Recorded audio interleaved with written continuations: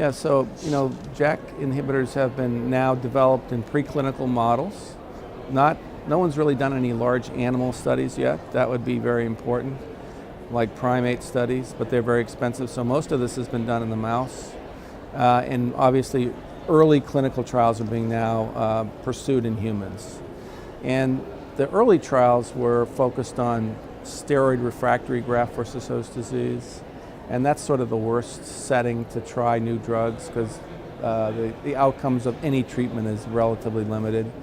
And once you get a lot of damage, you can't really reverse it very easily.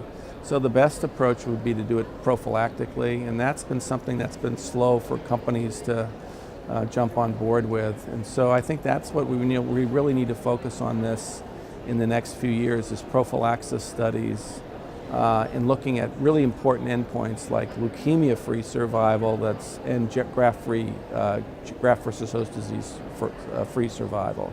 So it's not enough just to have less GvHD, but you also have to have a potent anti-leukemic effect that persists, so that's why you do a transplant. So those things are going to be key in the future. So our work suggests that one of the major mechanisms of action of JAK inhibitors is to alter trafficking. So trafficking of T cells to sites of inflammation, GvHD organs, occurs in the first minutes to days after transplant.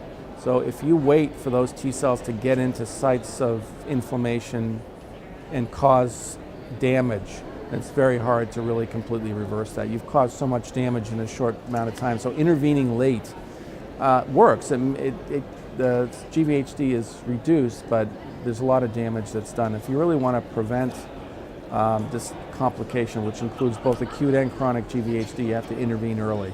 We have a study right now that's a prophylaxis study in the haploidentical stem cell setting. That's with itacitinib. And I like it because, first of all, it's a prophylaxis study. Second, it's in haplotransplants, which is becoming one of the most common modus of transplantation in the world today. So it really applies to a lot of patients if it works. And third is we're going to do a lot of really great corollary science, single-cell RNA-seq, single-cell genomics, and looking at a number of specific genetic markers and biologic markers of GvHD.